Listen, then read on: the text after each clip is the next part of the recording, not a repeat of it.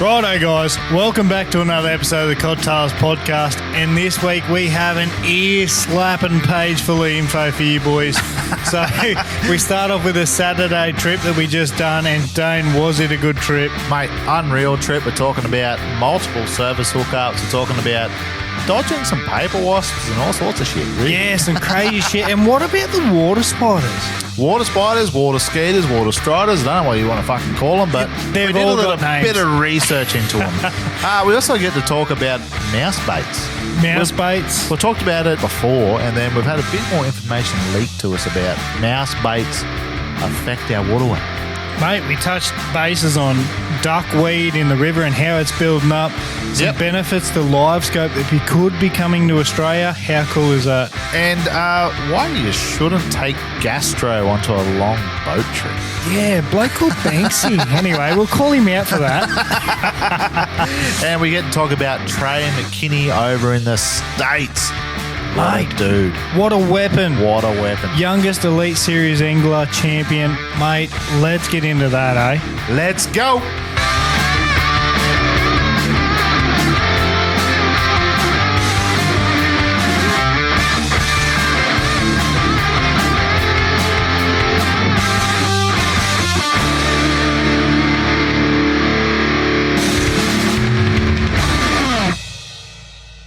Righto. Welcome back to another episode of the CodTales Podcast. I'm Az. And I'm Dane.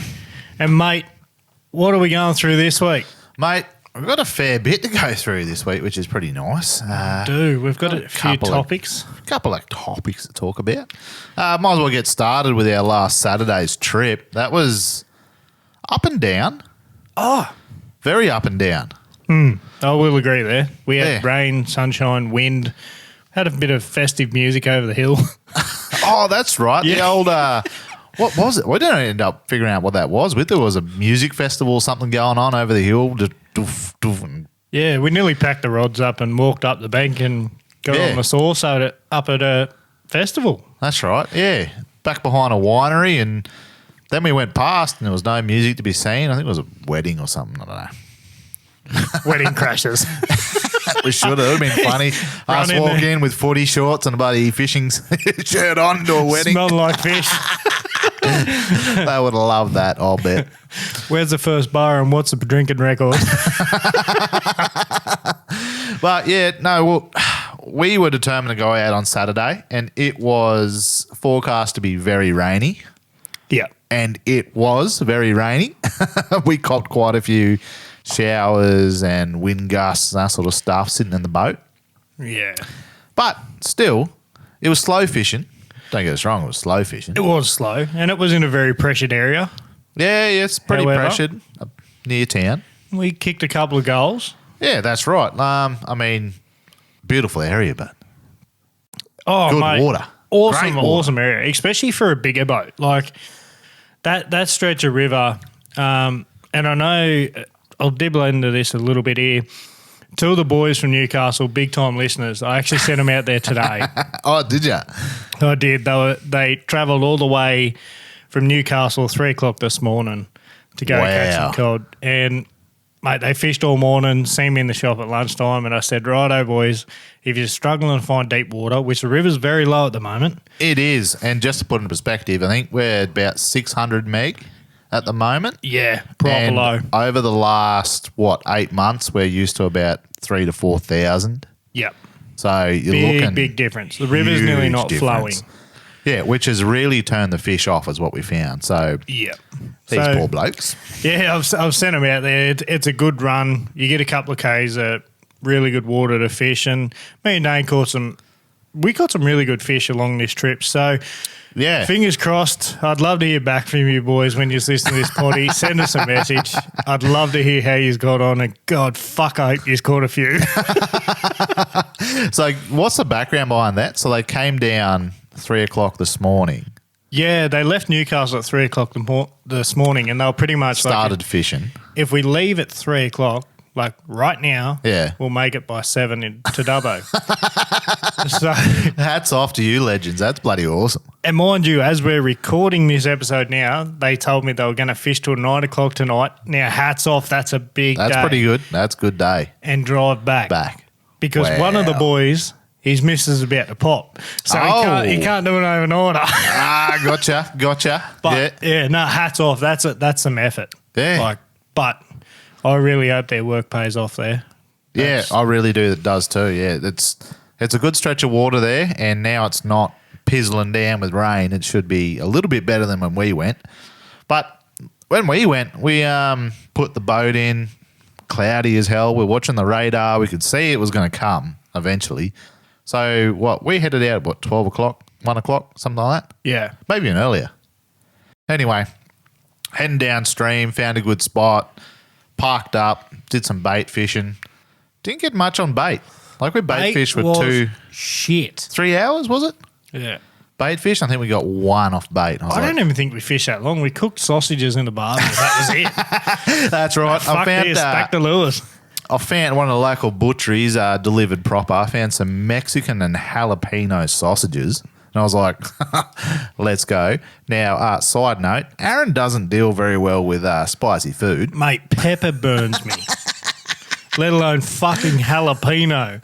So I brought me a little gas cooker in the boat, and we did up some Mexican jalapeno sausages. I think Aaron actually, the worst part about it, I forgot the sauce. Yeah. So imagine this. You know your mate can't handle fucking hot food. We'll get some jalapeno sausage. Righto, I'm going to drown it out with some sauce. Sorry, mate. Out in the boat, got no sauce. I've got some dry bread with this scorching sausage in the middle and blew my head off. You finished one? I finished one and nearly had to drink river water to calm my guts down. I will admit, I scoffed 3 and I thought they were pretty good. Oh, mate, flavour with burn. There's a very tight line there. This is coming from you who's only just started eating zinger burgers in the last 12 months. Yeah. 14 months. You're dead right. I thought a fucking zinger burger would kick me teeth out of my head. Yeah. This guy's never had a zinger burger, and I played a bit of a prank on him one day. We were on the sauce the night before, a little bit sore heads the next day. He was sitting there on the couch like, oh, you want to chew? Yeah. Bit of Colonel sounds all right. I went, all good, bud. I got you sorted. Yeah. Ordered him a zinger box, blew his head off. I remember trying to trade you. You want the wicked wings for some chips?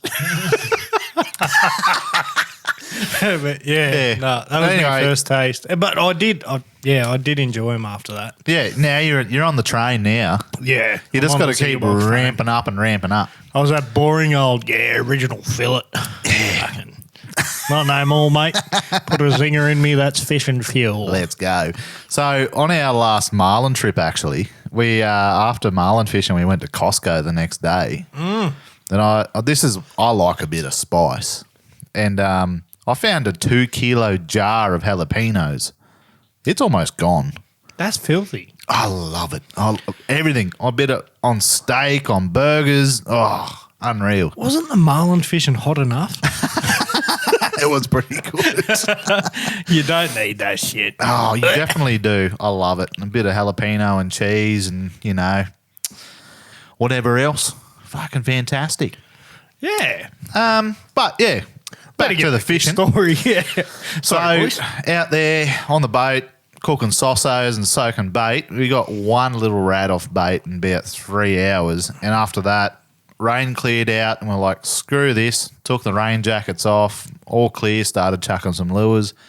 And we were chucking chainsaws for a little while. Yeah. I got one out of the current, and that was one of the coolest bites ever that I've had for a little while. Chucked this chainsaw up in a bit of flow and cranked it back through this flow.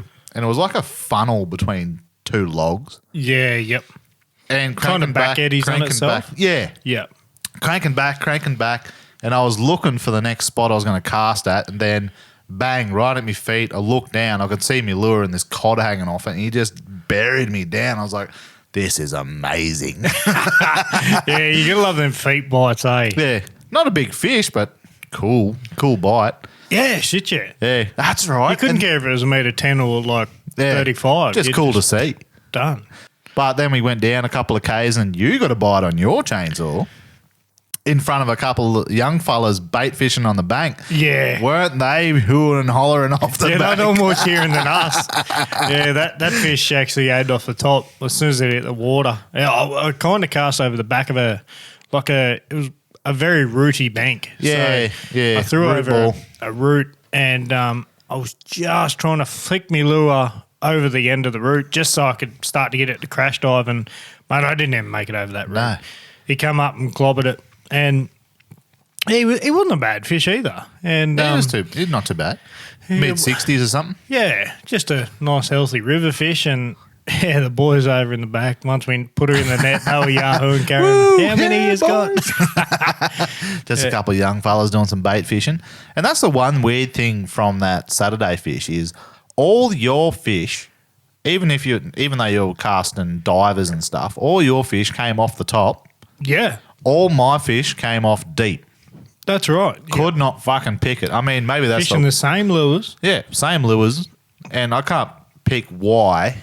Accuracy. I'll give I'm him not accurate. I'm not accurate enough, mate. Accurate.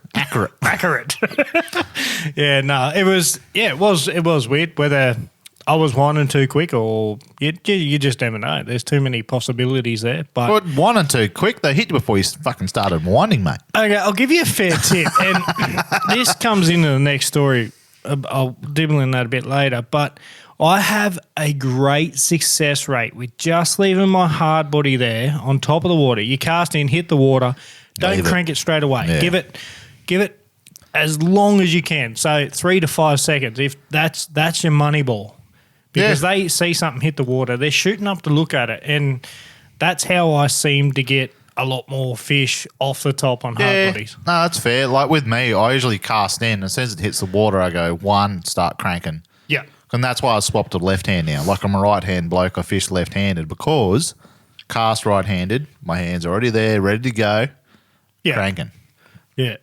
So maybe that's why I catch them deep and you catch them on the surface. You tend to leave them. Even though you fish right-handed as a left-handed bloke, vice versa for me. That's right. My rod's in me dominant hand, so. Yeah. So you leave it a little bit. It sounds like you leave it a little bit longer than I do. Yeah. And it will be good coming off the back of this potty. We'll put a video up on our socials within the next week. Me and Dane got a pretty cool little video as we were talking about some fucking beautiful bats flying around, and carrying on. The old fruit bats flying around us. Yeah, they were everywhere. And mind you, this is 2:30 in the middle of the day. Yeah, yeah.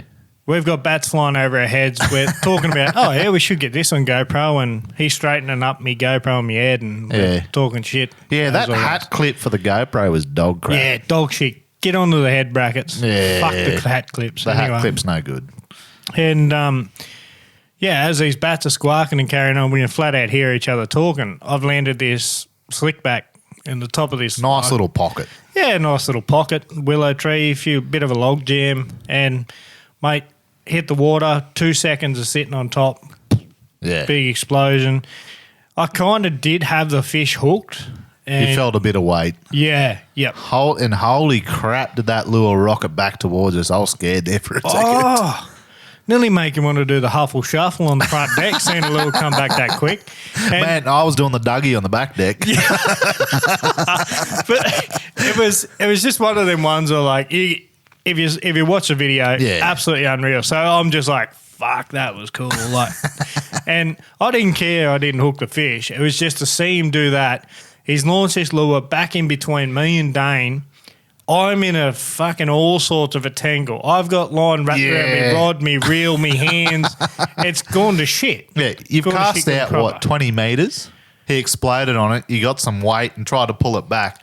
And by the time the lure stopped moving through the air, it was on the other side of the boat. Yeah. So that thing's gone at least, 25, 30 metres. And lodged into the esky. And Dane, being a good bloke, he was like, oh, we'll get that out and let you cast back in. He didn't dog me. He didn't seagull. I didn't seagull. He didn't come back either, so I fucking should have. Bastard. He didn't come back at all. Anyway. Yeah. Actually, thinking about, before we start talking about the big fish we caught in that trip, lure retrieval. That's one thing I want to talk a little bit about. Yep. Like, you're fishing in the river, you're going along, you get snagged up on the bottom, you're like, got to get this lure back. And this happened to me on the weekend. I actually lost a lure. I snapped off. Oh, you did too. Yeah. So I thought you got snapped off by a fish when I spun around. I was like, oh, and that was during when we first started fishing too. Yeah. And I got hooked on those real springy branches, like the real thin springy ones, like a root ball type thing. Yeah. It was halfway in the river and I was like, crap. Anyway, I'm trying to get it off, and what I do, or what we both do a lot of the time, is we reel the rod tips all the way down to the lure if we can get to it. Yep. And then we start pushing and pulling and all that sort of stuff. I tried that. Every which way was not coming. I was like, fuck this. Right, I started getting aggressive about it, and I snapped it off. I went, shit. And it was my new White Crow Warthog 130. Love that lure. Oh, that's right. Yeah, it was too. And I was like, well, that one's gone. I sat down, started tying a new lure, looked to the left of me. What's floated up? Me Warthog. Righto, tie him back on. Let's go. Bloody oath. Find a lure, tie her on. Yep, bloody oath, mate. Even if it was your own lure that you just lost. Yeah, who cares? You still found it. Anyway, during this trip, we had the two best fish from that trip come within 4 minutes of each other. Yeah, 4 minutes apart, and the boat pretty much did not move. And 4 minutes two apart, different structures. The boat didn't move, and then the big explosion you had on the water we were talking about where the lure flew past us was another couple of minutes after that. Yeah, so there's definitely 20 metres down. That was a weird bite window that we had.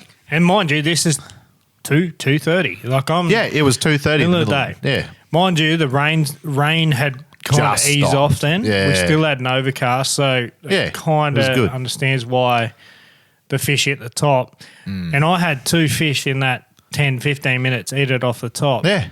But it puts in my head, and I've been thinking about it since then, is do those fish know there's bats above them? Like, yeah, that was the same spot we had all those bats above us, hey? As soon as the bats were there, we were getting fish, eat them off the top. And that's I was weird, it put it in my head, and I've been thinking of it for a couple of days. They reckon they're bat shit. Eating bat shit.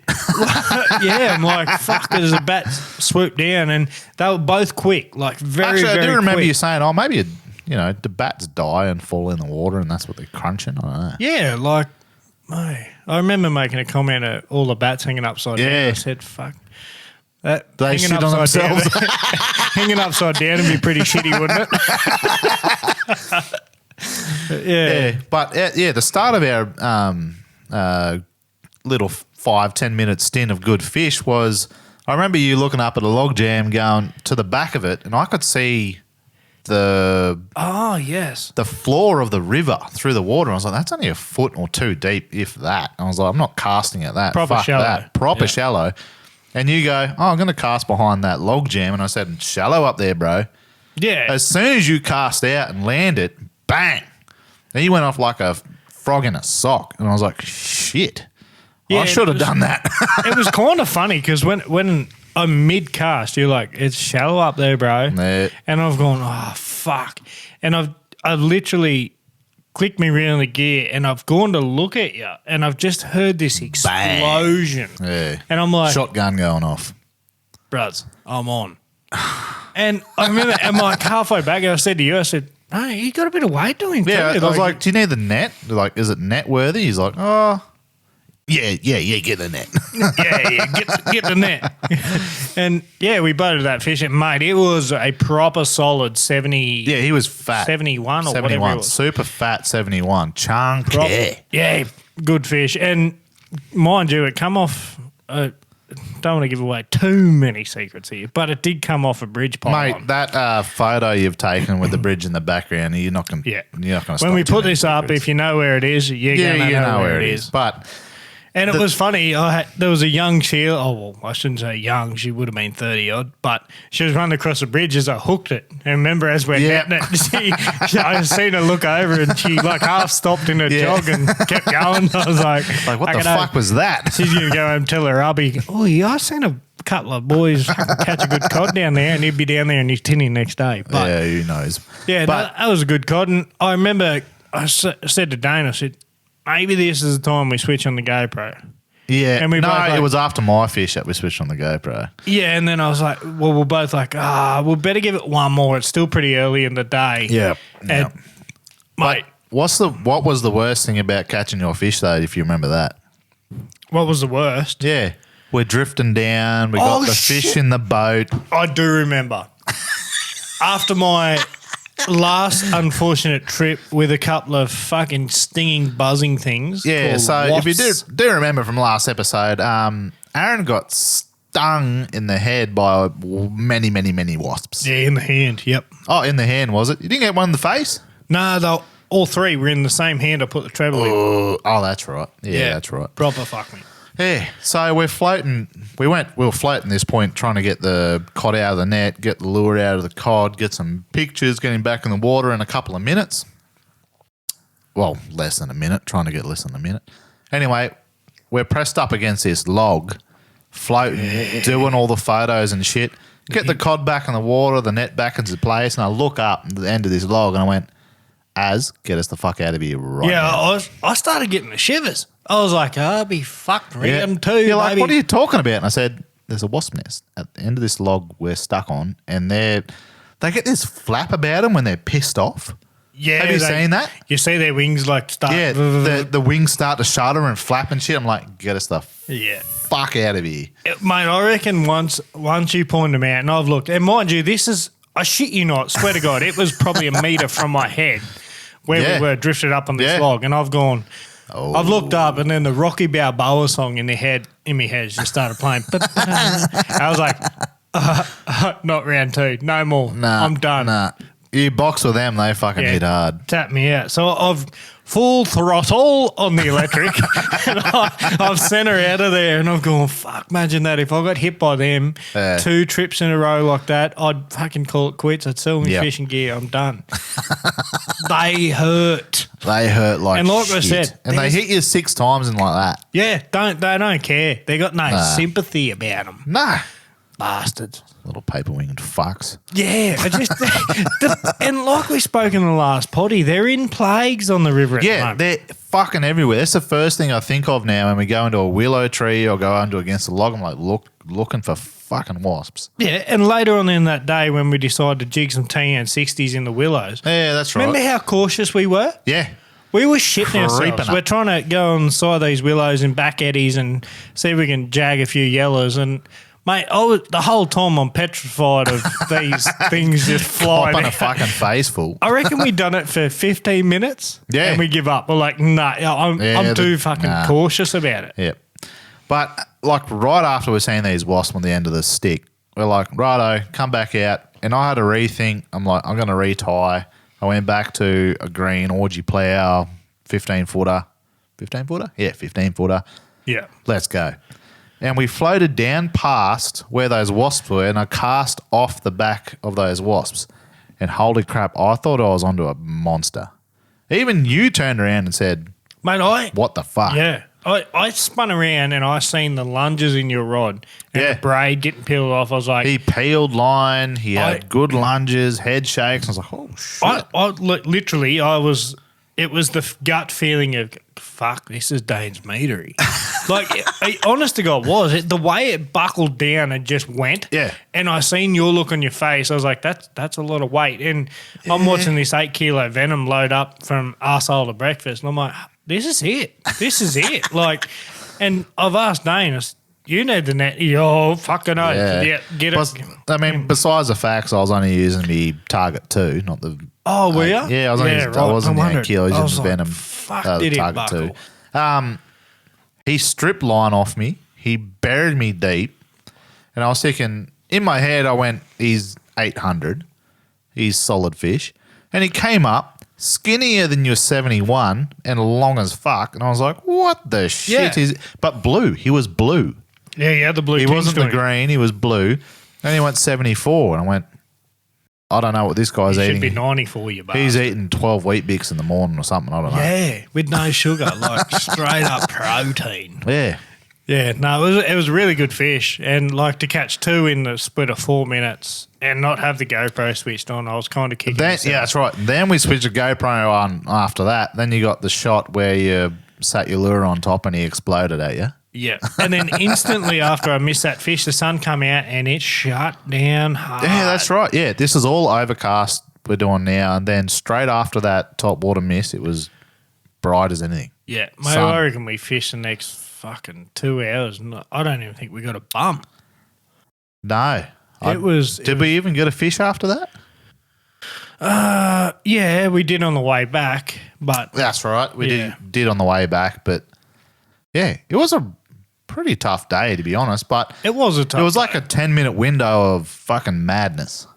Yeah. And wasps, in the midday, fish, fucking surface explosions. And for anyone that really dedicates their time to understand cod and get your bite times right and your moon phases and your water, whatever. Yeah. I would love to know what Saturday was at lunchtime because there was just something about it. We had been out there for a couple of hours getting one here and there. And like you said, that 10 minutes was chaos. Chaos.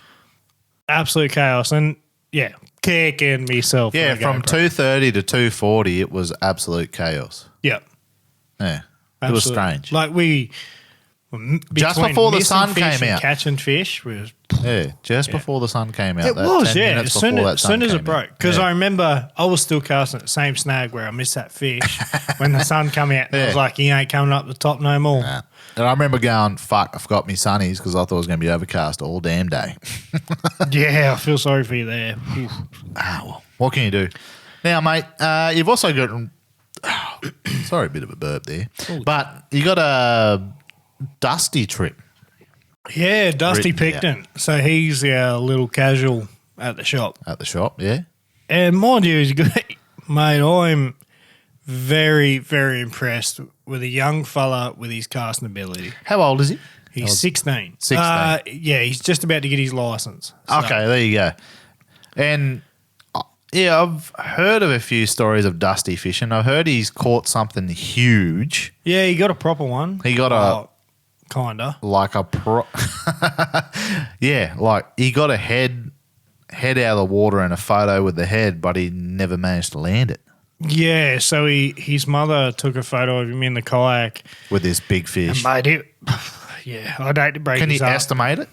It was definitely over 90. I'll give you that. Okay, yeah. It was 100 mil slickback hanging out the side of its head. Yeah. And there was 3 slickbacks in its head. Wide. Like depth wise to its gill plate. So it was at least so the length of long. its head was, you reckon, about 300 mil. Absolutely. So yeah, it was a proper fish. Monster. If I was there and I'd seen that type of head, I reckon I would have called it for that metery type of thing. But on the air of caution with how photos make things look. Yeah. And you reckon at least a 90, but probably over a metre. Yeah. And his favourite lure is 100 mil slickback toxic waste. That's it. Toxic waste? Yeah, absolutely. I've never fished.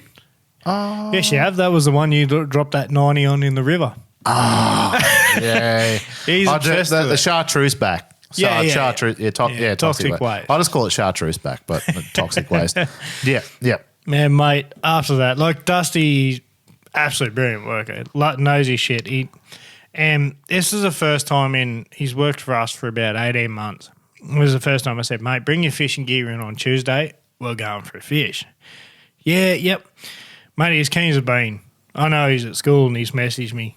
Oh, we still on for the Sarv? Yeah, mate. All good. See you the Sarvo. You think I'd forget? I've taken him out and, mate, I think we got down to a spot. I had to pass through a rapid. I'll get back to that bit in a minute. Yeah. Very fucking sketchy ordinary start. Yeah. River being low. Tried to get down some really good water that I like, and, mate, I fucking paid the consequences. So we got down there, and within 5 minutes, I've missed a fish right at the side of the boat. He turned up and he whacked the lure and missed it. And I said, Dusty, we're on for a run here. And he's getting all excited, and I'm pumped too. And I'm like, yeah, fucking launch the next one in, next one. And then we get down to about 50 metres, and I jammed one. I said, thanks for coming. Only a little fella, like proper tiddler. Yeah. And I said, righto, Dusty, your turn. And fucking... we went down the very next bend. I said, mate, normally this bend is where we we normally pull a good, like, you don't get many out of it, but you pull a good fish out of it. I said, just fish the edge of the fast flowing water. You want to, don't aim so much for structure, hit the fast flowing water. Yep. And, mate, I'm watching this kid's cast, and I mean, when I say ball pin accuracy, I mean it. Like, I'm like, just launch one up there, mate, right where that, beside that, bang. I'm still dumbfounded of it, mate. Like, shit that has taken me my whole life to be that accurate in the river. This kid is just bang. Straight bang, on. Bang, bang, every time. And I'm like, righto, mate, fuck. And anyway, he's cranked this back. He's, yep, I'm on. Well, this cod's got him in the current. He loaded up proper. Yeah, absolutely. He had a 10 to 30 pound blade and tails rod. Yeah. And so it's giving him a bit of curry. And it was good to see because he's like got it up and he's like, oh, Jesus. And we could both see it on top. It was, I'd say 50. Yeah, around that 50 centimetre size. But trying to pull it upstream in to the boat was fucking impossible. Mouth open? Yeah, mouth open. Yeah. He just, like, once he got to the top. Yeah. And I said, mate, just give up for a second. We'll go, I'll electric motor us into this back eddy and he'll come to us. Well, I've electriced over there and then we're putting in the net and we've done the I-5 and got a few happy snaps and let it go. And that was his monkey off his back. He was good then. He was comfy then. We went down below the next rapid. Once again, another fuck up. Don't go through rapids when the river's low. And, yeah. So what happened through the rapid, mate? Well, I thought there's only one way out of this. I've got to get upstream. I was hitting bottom on the way down. Let's put her on a plane. I can do 50k an hour and we'll get her up and get her going and try and skim over everything. That didn't go to plan. I got her up on the plane, no dramas at all, hooking in, just about to hit top speed and fucking kadoosh. Oh.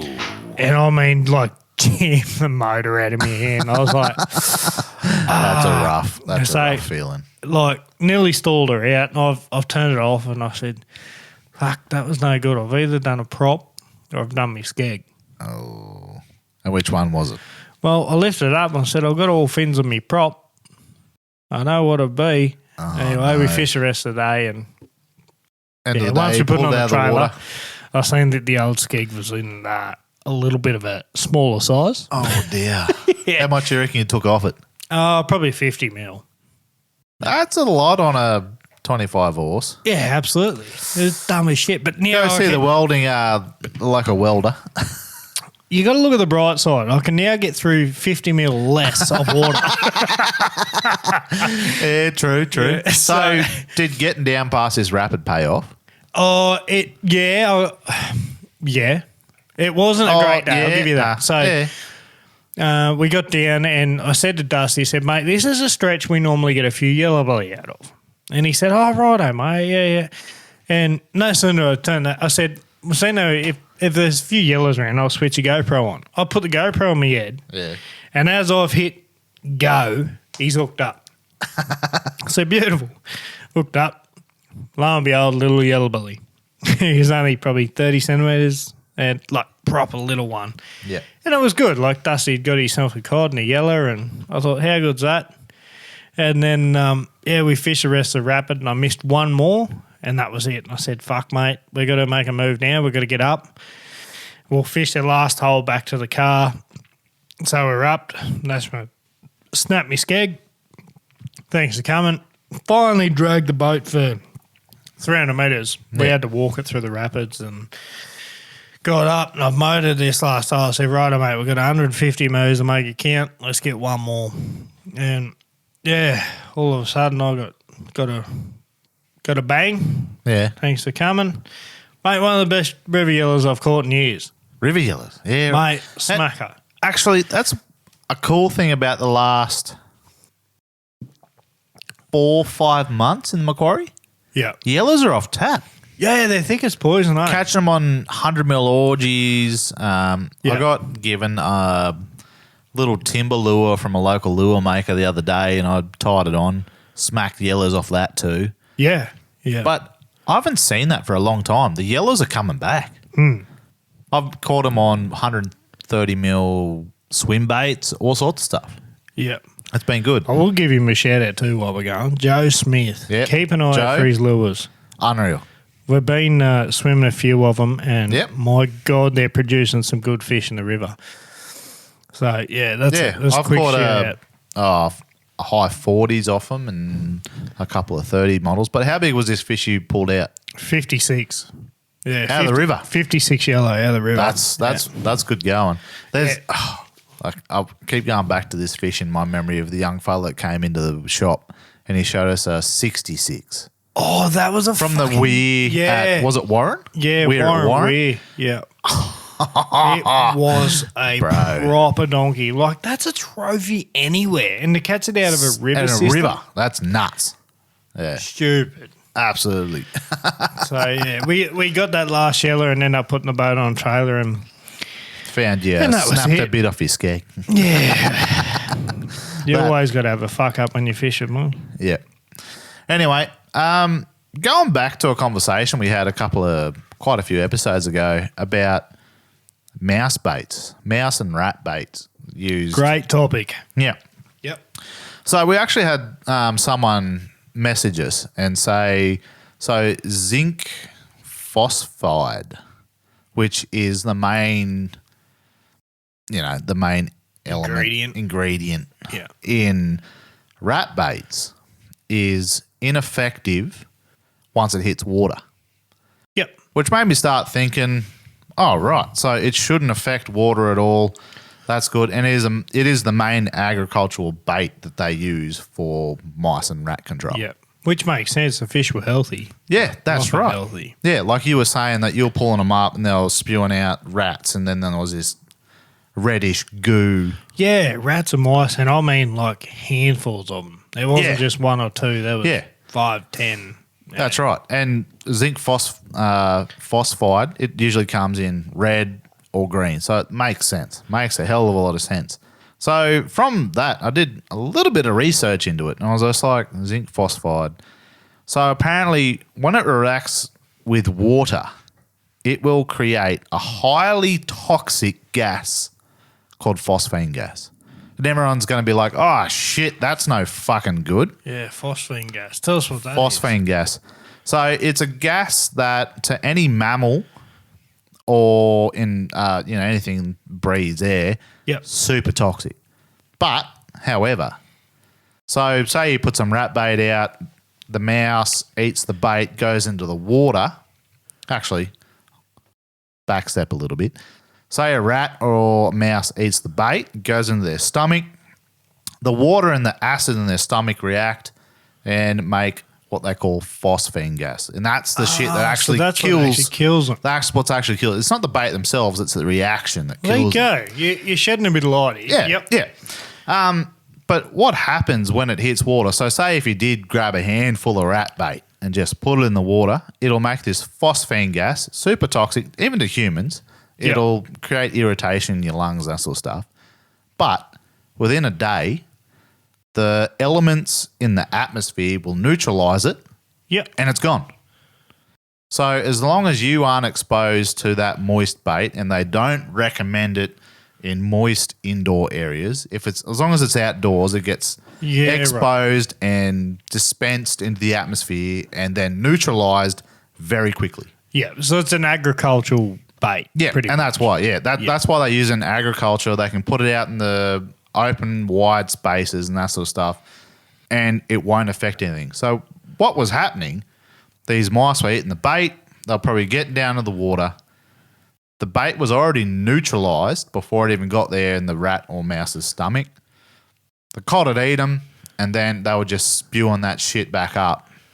That is no longer. Yeah, it's no longer potent. It's just matter.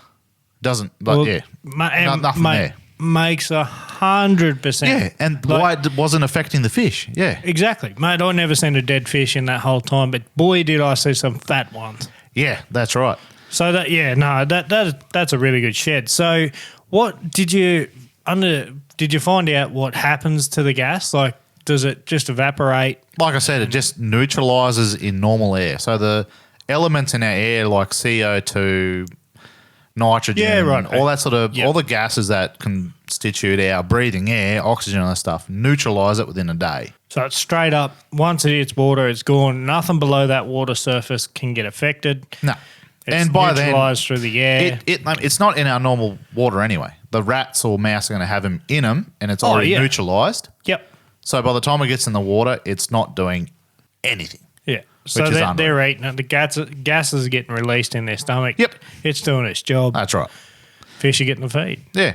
And then sort of made me think, like, what other stuff are they using as rat bait these days? Yeah. And I was like, well, this zinc phosphide seems to be all right for our fishing. Doesn't seem to affect it at all. Yeah, great.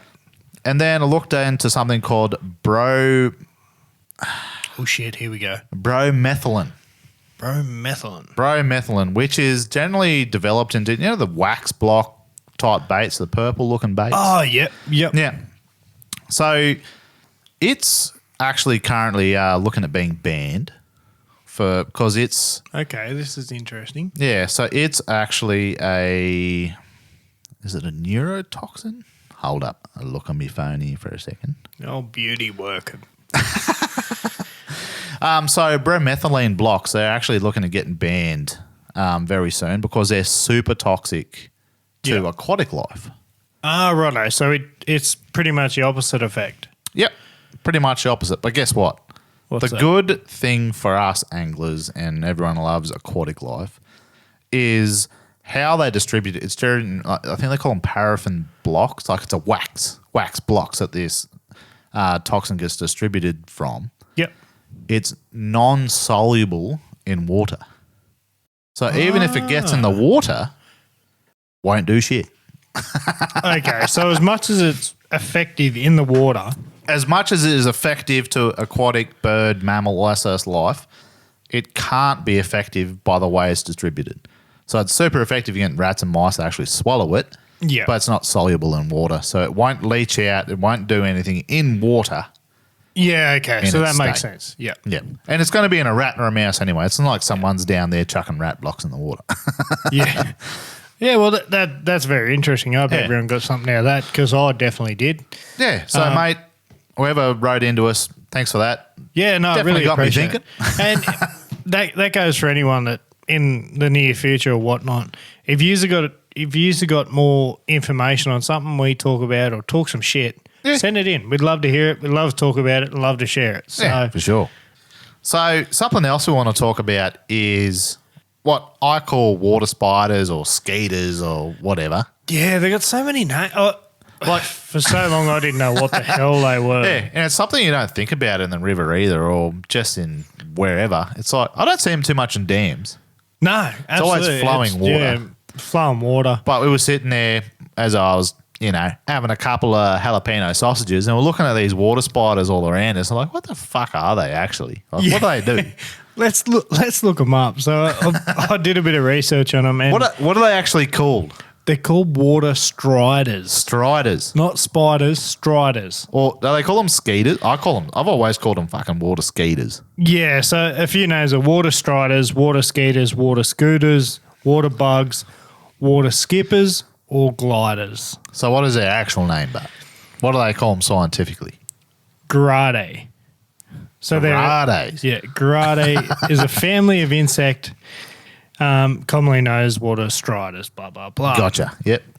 And obviously they grow up to roughly around that 12 mil as a, they're not very full big adult. looking. Yeah. But one thing that blew me out of the water was there's 1,700 different species of them.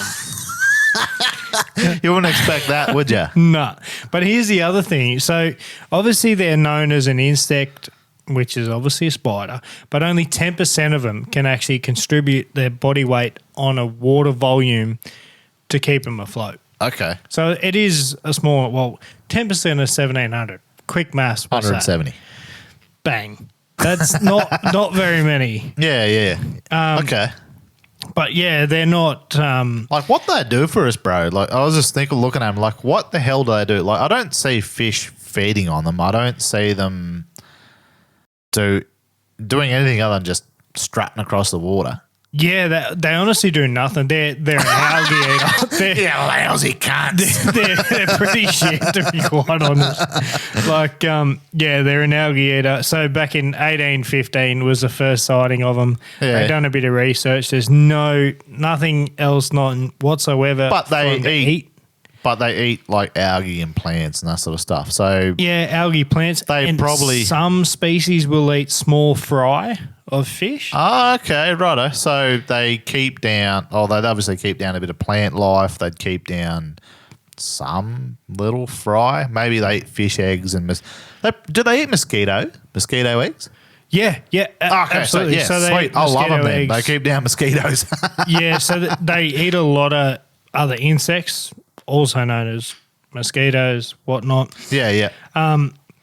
But the benefit of them is also they keep the algae blooms down a lot. So when you see high proportions of them, it is a good environmental thing. So It's good to have them there to keep the algae down, keep the growth as down, much as they all that sort of fucking shit. scare the shit out of you when they land on you or you flick them off.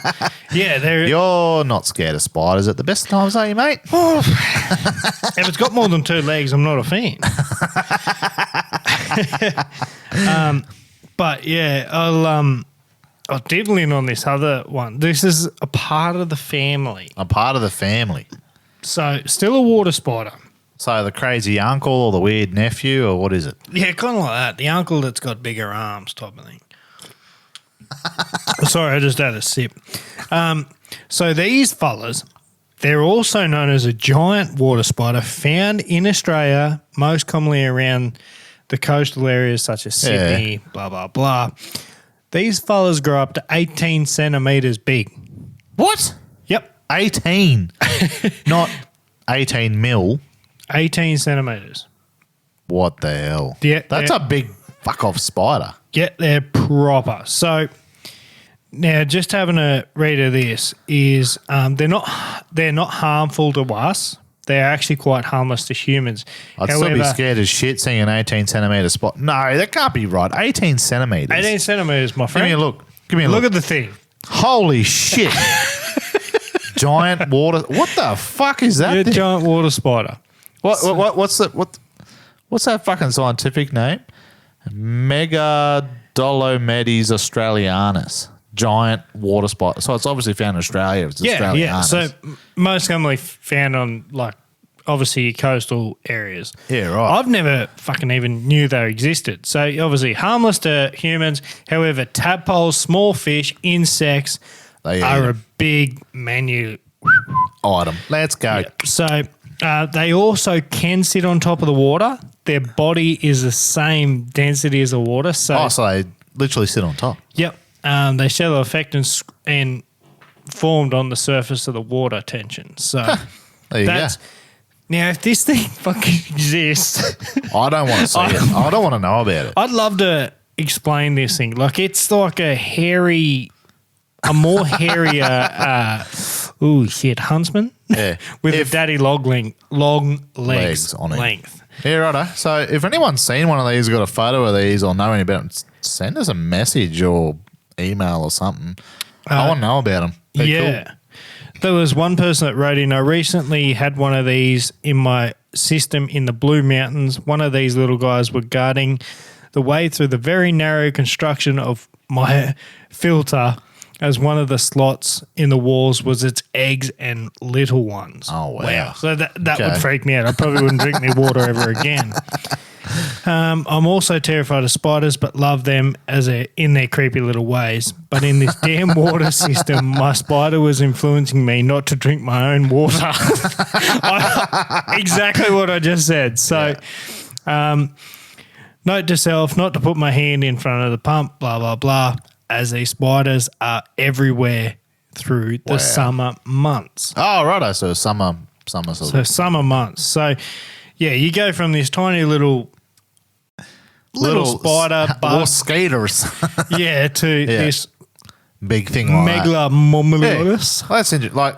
It's just interesting to know. Oh, I don't know if anyone else finds it interesting, but I look at them and go, what the fuck do you do, mate, other than skate across the top of the water? You And that's the weird thing about the small ones we see in the river. Doesn't matter how fast that water's flowing, they're just still sitting there. Yeah, they can skim over it. Chilling No out. dramas at all. Yeah, the water flow does not affect them one bit. I reckon that's a thing that comes down to the type of fish we got too. If we had a river that had bass in it, Yeah, I reckon you wouldn't see many of them. probably not. They probably get eaten pretty quick. That's Absolutely, for sure. yeah. And like being this coastal spot that gets up to 18 centimetres, that's fucking huge. I didn't even think, You wouldn't even imagine that. no, I don't. How big's a tarantula get? Like, I thought they were a big spider. Yeah, they're pretty big. Even huntsmans get up to pretty big. Yeah, when I put 18 centimetres in my hand, that's a fucking big spider. Mate, and an 18 mil scares the crap out of you, so I want to see what that does to you. Oh, God, yeah. Fuck me dead. But, yeah, spiders are no good. But in talking of shit on the surface, I'd really like to dibble in about the duckweed. Yeah, we're starting to see a bit more come up as the water drops and the flows have stopped. Flow's starting to drop down. Duckweed's starting to come back in.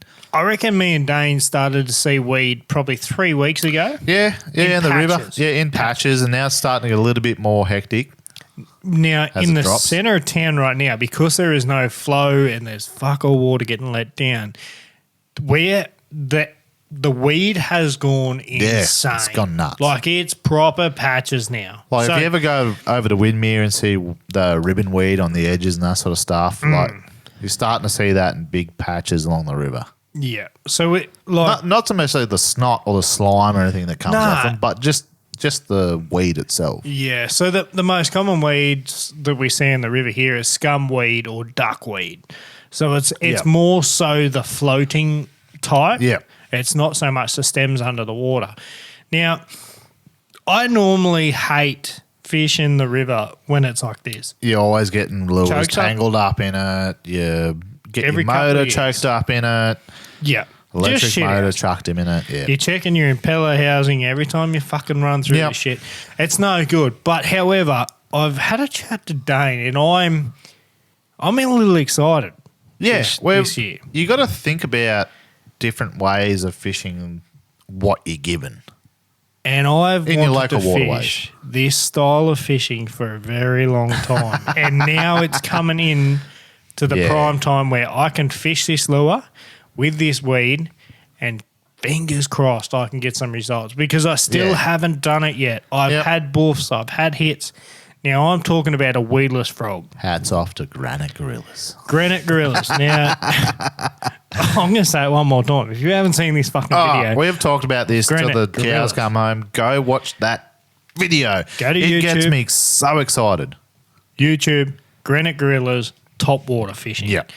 So, my go-to for top water in weed is either going to be Big Daddy Spro. Absolutely. Unreal lure, soft plastic, 2 little hooks off the back, or like a little live target mouse, something like that. Well, being from the tackle industry, I actually got a new lure today. Today? Yep, today. You haven't told me about this. Today. So it's from Daiwa. It's a Steez bullfrog. Okay. How big? Proper big profile. Like Daddy Spro big? Yeah, absolutely. Really? Yep. Okay. Dual hooks off the back. And comes with a additional stinger in the packet. Oh, okay. Stinger for a top water. Yeah, top water frog. So it's just 2 bits of wires that slip over your main hooks. And you've got a stinger, but okay, I couldn't bring myself to use it. Yeah, straight off the bat, thinking about a stinger on a top water frog. Yeah, not ideal. That's gonna hook up on weed. It's gonna, I don't know if I'd use a stinger. But they got some really good colours in it, like some natural frog patterns, some pure whites, blacks. Yeah. So, and you know my thoughts on top water lures. I'm always going to go white because you can see it later into the night. However, on duckweed and stuff, I don't know, prove me wrong, but I still don't think surface lures colour is going to matter too much. No, definitely not. No, it's just going to be what they're just seeing the shadow. Yeah, they're seeing, like, if you go down underwater and you look up, what do you see? You see black, no matter what it is. It's a boat or a log floating above you. And this is the best tip I can give you now. If you want to throw weedless frogs, throw something that you've got confidence in. Yeah. Don't throw something that you're fucking second-guessing yourself going, is it going to get eaten or not? If you find a surface lure that is weedless, as a Spro Daddy or even, for instance, the new Daiwa Steve's bullfrog, if you can throw it and go, that thing's going to get eaten, fish it. Just do it. Just do it and give it the time. Don't give it 20 minutes and give up. Like when I try a new lure, it's not for 10 minutes, it's not for 20 minutes, it's not 2 hours, it's not 3 hours. When I try a new lure, it's all day long. You've got to give it time. Yeah. Absolutely. Just to see how it performs in every situation I try and put it in. Yep. You gotta do it. And this is something I'm really excited in. I'm gonna turn Dane. He's gonna want to throw fucking weedless with me. As much as it's shit to fish the river, if this is our only option, mate, I would love to see $1 come up on a frog and fucking buff it on the top of duckweed. Like the adrenaline. That would be like my first meter. Bath water worth of water just shifting around. That's got to get you excited. And mate, I have fished them pretty hard in our river, and I honestly have struggled. I've fished the duckweed. I remember the last time it was thick. I fished it and fished it and fished it and fished it.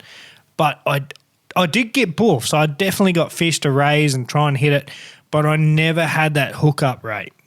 Well, that's what you expect with one, surface, and then two, weedless frogs that they have to grab it, crunch the plastic down enough to get one of those two barbs in the back to sink in. Exactly. Yep. So, I don't know. So there's a few techniques I'm going to try this year. I really want to nut it out. One thing for me, straight off the bat, and this is a little secret to everyone else who's going to try it, put some water in it. Sink it a little bit lower. Yeah, if you can get water in the arse end of it. If you can get water in the arse end of it enough to sink it down just that touch more without having it skeet across the top of the water.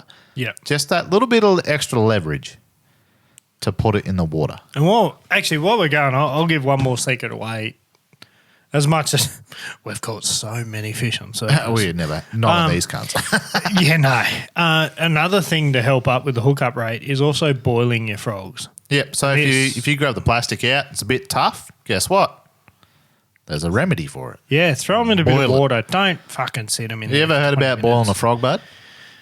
Boiling a frog? Yeah. Rubber frog or a real one? No, a real one, but stick him in slowly and you won't notice. Anyway, one of our good mates, I don't know if are we going to call him out by name? Yeah, Banksy. What did Banksy do? So that needs to become a trio. What did Banksy do? So from what I've heard, and I haven't talked to him personally, and I think you have a little bit about this subject. Yep, and I can't wait to spill the beans. Our mate Banksy from episode 4, was it? Oh, shit. I think it was episode 4. Yeah. He's gone on to a Swains Reef trip. Yeah, the yearly trip. Yeah, yearly trip. Swains Reef. So what is that? 200k chug out from Yeppoon to the reef? Oh, shit. Now you put me on the spot. I don't know the exact. It's a couple of 100k chug. Like, it's an pretty overnight, much 2 days. Yeah. 2-day chug out to the reef. And old Banksy went out there and he's unfortunately taken a bit of gastro out there with him. Did he what? So mind you, they're out there for 10 days and the boys have caught some awesome fish and a lot. My God, they caught some fish. He was saying there was a huge amount of fish caught. Yeah. Between pewing and spewing. Exactly. So from Banksy taking the old Gastro on board, he eventually went through all the people that went on, including the crew members, by day 10. Oh, that's rough. However, it was only hitting them for about a day and a half, 2 days max.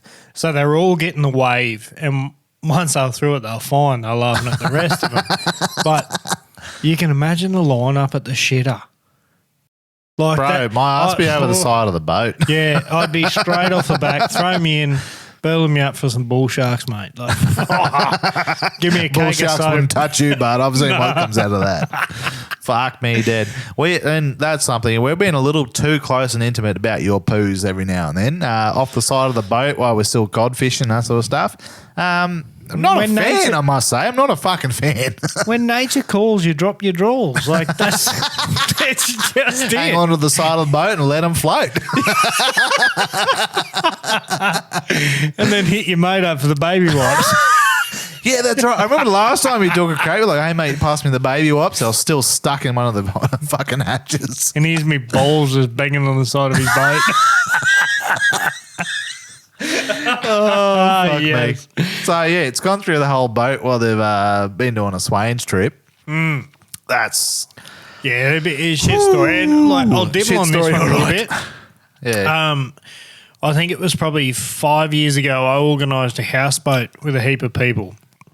Yep. And it was on the Hawkesbury for 7 days. And, mate, I love the Hawkesbury. Always go back there. Love it. Good spot. And it's just not the amount, but also the variety. yeah, mate, I think we caught 60 odd species. Yeah, hammerheads, bulls, pike eels, dewies, You fucking name it, flatheads, mate. whiting. Yeah, I can't name 60 species. It's absolutely insane. So I've got up in the morning, like we're getting on the boat at 10 a.m. and I've left town at like 4 o'clock in the morning and I'm not good. Not good. You were the one that was taking Gastro. Hell yeah, I done a Banksy. Oh, no. And I've woke up and like, oh shit. Like, and I've Literally. had me two coffees and 4 shits before I've left.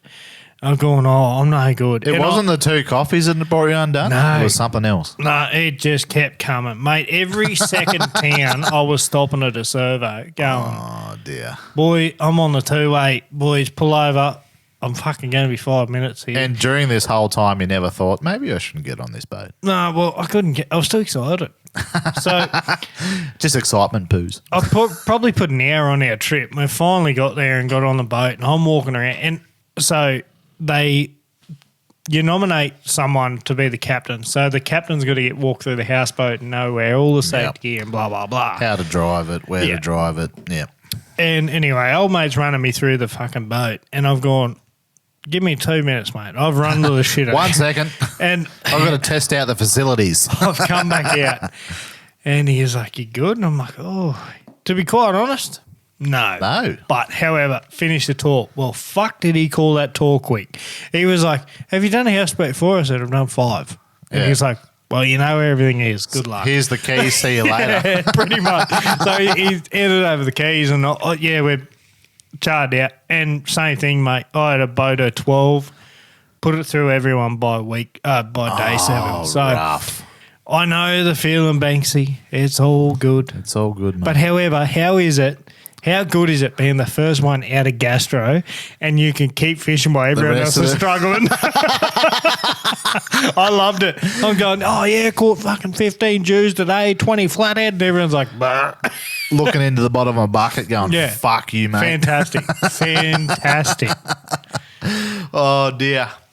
So, mate, I want to ask you, on a level of 0 to 10, we are, what today is it?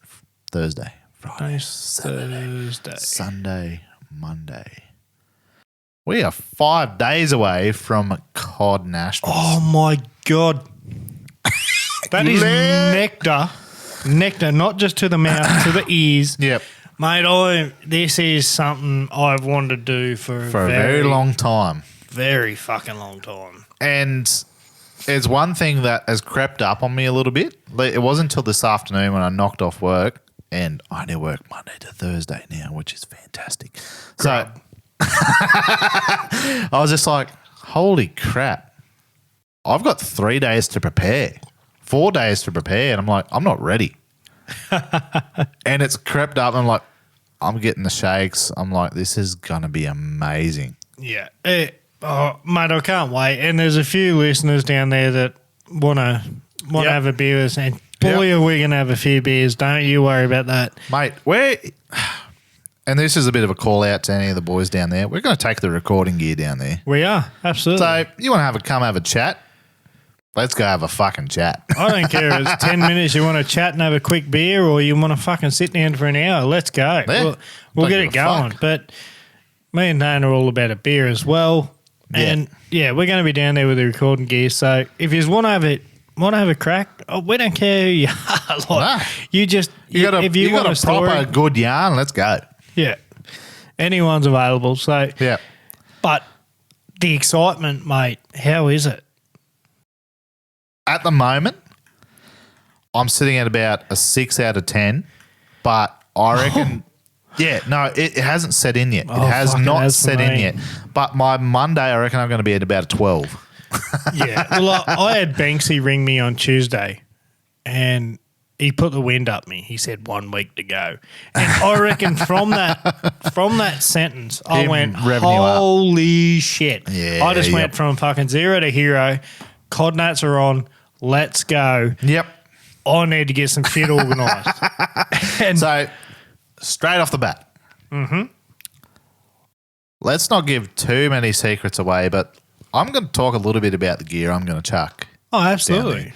So, I'm going to have 3 rods on the go, which is fantastic now. They've changed the rules. They can have 4 on the deck rigged up per angler, artificial fly and lure only. Bait, not so lucky. Anyway, I'm going to have a first rod off the bat. Target 2 with a Craven ATC lure. ATC reel rigged up. And it's going to be my go-to spinner baits. It's always going to be Bassman. Single blade, heavy duty, and between that, 5/8, half ounce. Yeah. Colours, I'm not going to tell you. But it's also going to be my hard body lures. PAV, Pimp Daddy lures, that's the shit I'm going to chuck down there as well. And then for me heavier gear, I'm going to do me 8 kilo with my Revo Beast. And that's going to be my big, soft plastics and swim baits and that sort of stuff. That's my ideal setup. And then I'm going to have a third rod set up in case I break something. And it's probably just going to be a Dobbins Fury with another ATC 200 strapped in. And, it's probably going to be my go-to rod for the heavier than the other 2. Yeah. How about you? What are you thinking? Mate, I'm probably going to go Talica 25 with a backbone 24 kilo. Pull the plug out of the dam, you reckon? 150 pound wine on leader. Mate, Let's go. I'll probably be, I've definitely got my Target 2, my absolute favourite go-to. Yeah, for the river, I've been loving that rod. I've only had one for the last month or 2. It's my go-to river rod now. Yeah. I love it. Absolutely. So heavy enough to get all your river fish out. Mate, but light enough it casts like a bullet. Yeah, yeah. And especially the stuff we're going to be throwing. Like the Target 2 for me is bang on the money. Yeah. I'll also have a Target 1 just for that finesse stuff if we really do start. What are you thinking numbers on with your Target 1? What are you thinking? Like lighter again? Are you still thinking spinnerbait, like the spinnerbait and hard body day? Yeah, so more so You're not chucking big swim baits on. No, absolutely not. So I'll be throwing half ounce max. And I mean like Carl's compact Bassman spinnerbaits. Yep. 60, 70 mil mac. Probably even smaller. I'd probably say 50 mil to 60 mil stuff on lures, that. Yep. It's definitely going to be mid finesse. So middle of the day, I want to go light. This is me 20 pound set out. So 20 pound on that. It's going to be running light, and it's going to be when we're going to need numbers. So that's me. Obviously, me 30 pound setup with me Target 2 is going to be bang on the money for everything. But also, like you said, I am going to have a heavier one in there. I'm probably either going to run the Target 3 or crankbait 3 to 5. You're not going heavier than that? Nah, I know what Venom's built like. and I know they're fucking good. Yeah. And I can guarantee I can turn a head on any fish with a target 3 or a crankbait 3 So or 5. that's where I've got the 7 kilo instead of the target 3. Yep. I love the target 2 and 7 kilo. That does me for all ranges. Yeah, absolutely. You're a little bit more finesse than me. You like I'm going finesse, yeah. So obviously, like going on track record with my whaler this time of year is get the bites. Just get the bites. And that's right. I'm going in there to get the bites to fill our bag. Yeah, that's right. And not everything's going to be legal. Everything I've said on this podcast for the last 20 fucking episodes is 50 pound, 50 pound, 50 pound. There's going to be one outfit in our boat that I'm going to use with 50 pound, and that is swim bait day. Yep. Same for me. Well, actually, I'm going to lie. My 7 kilo is going to be 50-50. Oh, I'm going to go 30-50. You're 7 kilo. Shit. You stuck this in my head. You stuck this in my head. You said it the other day and I went, crap. Did Wilson bring out a rod in between the 8 and the 6? No. Look, it's just me being a dickhead. My 7 foot 8 kilo, I'm going to go 30-50. Yeah. My Dobbins, I'm going to go 50-50. And back onto my target 2, I'm going to go probably like a 30-30. Yeah. And sorry, I didn't mention reels either. I'm going back to my old school faithful, the Combat 100. 100? Okay. The smaller ATC, yep. I love the Combat ATC 100. It has done everything I want in the river here, and I know it. That's when it comes back to confidence. I'm going down there with a reel that is going to perform to what I want. So I've done the 80. Yeah. I've done the BFS. Yeah. BFS 80. Yeah. Done it, mate. It was a brute of a reel. I'll give you that now. Good reel.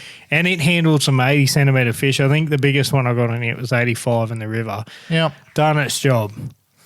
But it's not built for it. I tested it. The Combat 100 is 100%. Absolutely, mate. So, I'll stick with me hundreds. I will go a few Combat V2s. Yep. Most likely spooled up with the new Venom line. V-line. Yeah, I'm keen to try that out. I haven't tried it yet. I'm going to have it in my Craven.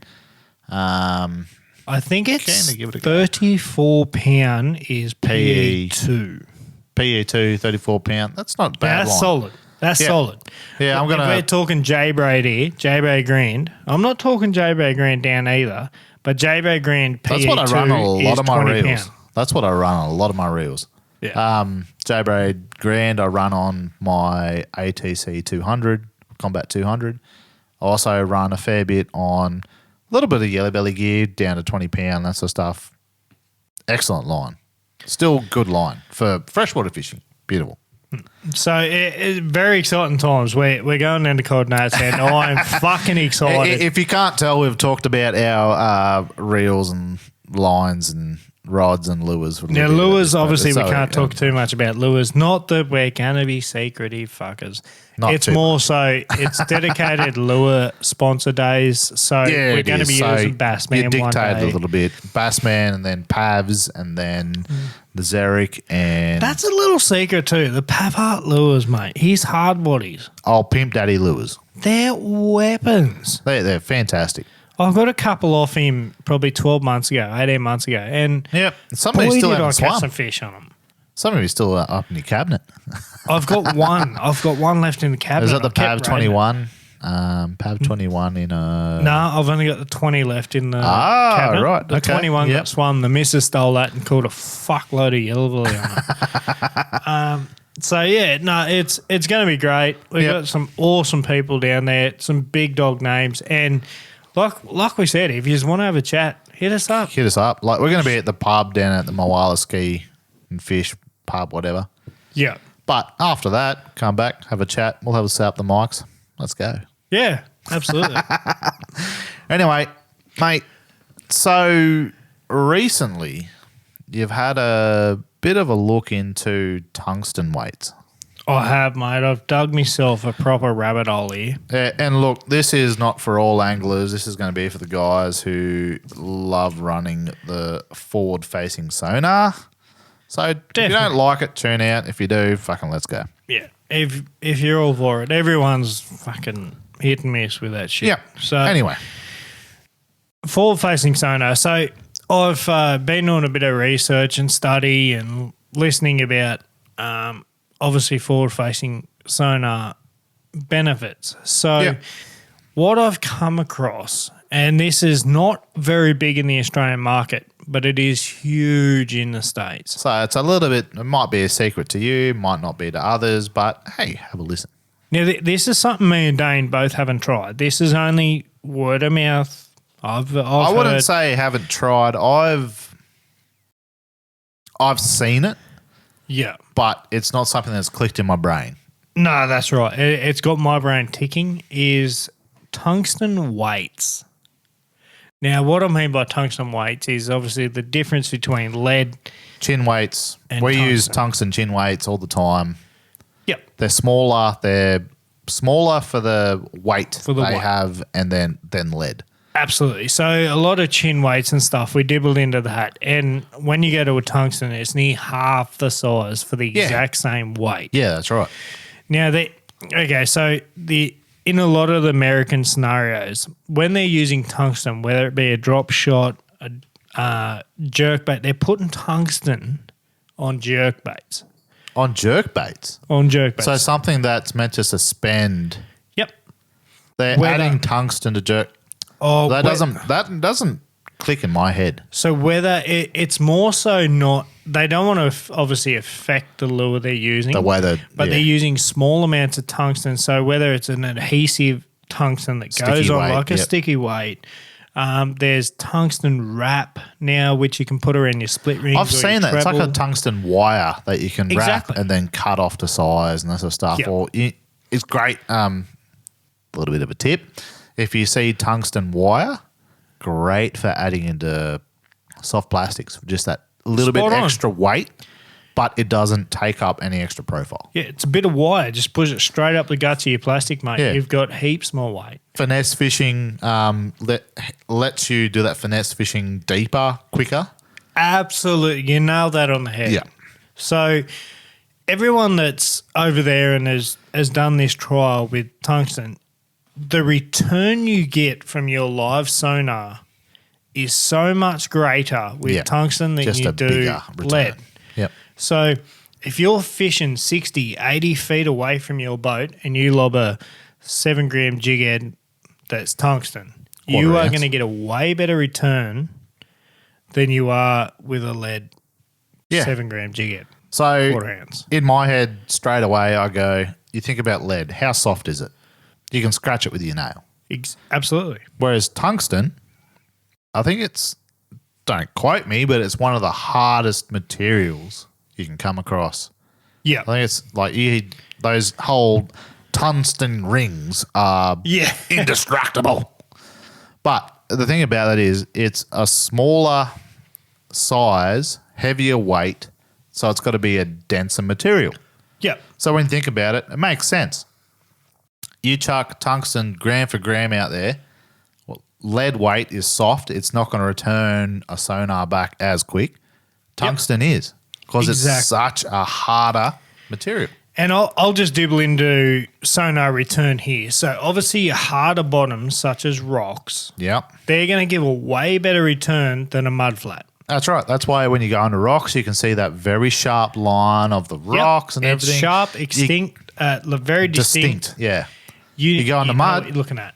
The sonar sinks a little bit into that mud before it returns. Yeah.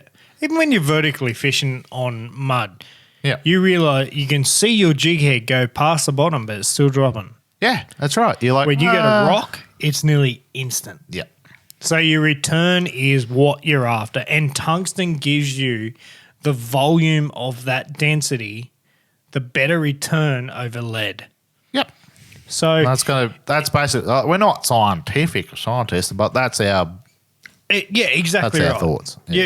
You've got it right there. So if you want to get into tungsten, whether it's finesse fishing, if you want to go a not so much beefy fucking chin on a swim bait, tungsten is the way to go. But you got to be prepared to pay for tungsten.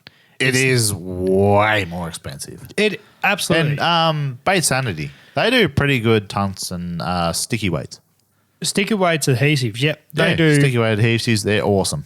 A lot of other brands still just do their normal lead or graphite. Yeah. I mean, when we say lead, there's generally no lead in shit anymore. It's all graphite, no, it's graphene, whatever it is. Yeah. Yeah. So that's something to keep in mind. Yeah, pretty good. Yeah, absolutely. Tungsten's a go. So to continue on with our forward-facing sonar talk, tune now if you want, tune in if you want, whatever.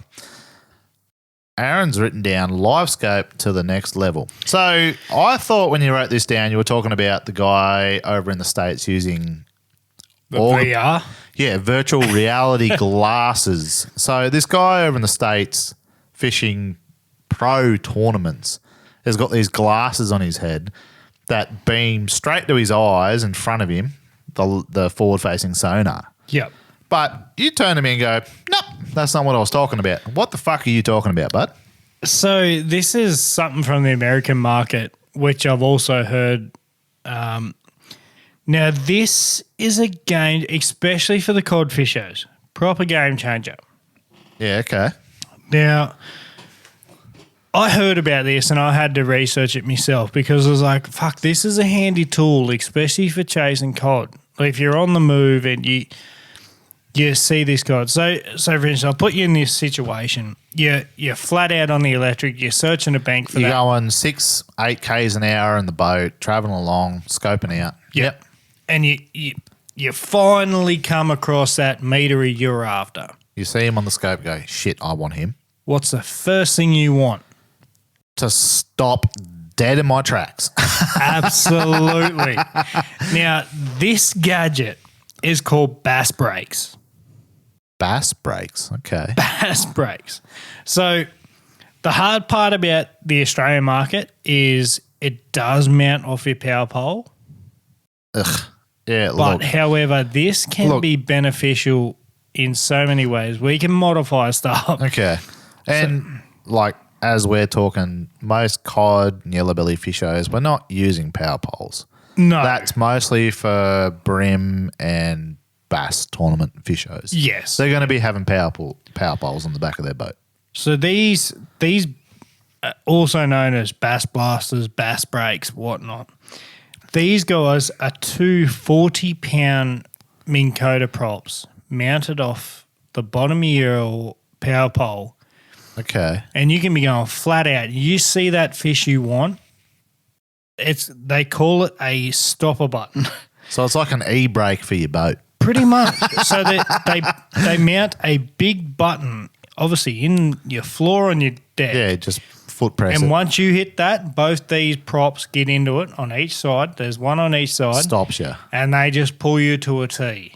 So you can be flat out, go, oh, fuck, there's me meter 20, and just hit that, and it'll just, boom, stop you. You've still got 40 foot between you and that fish.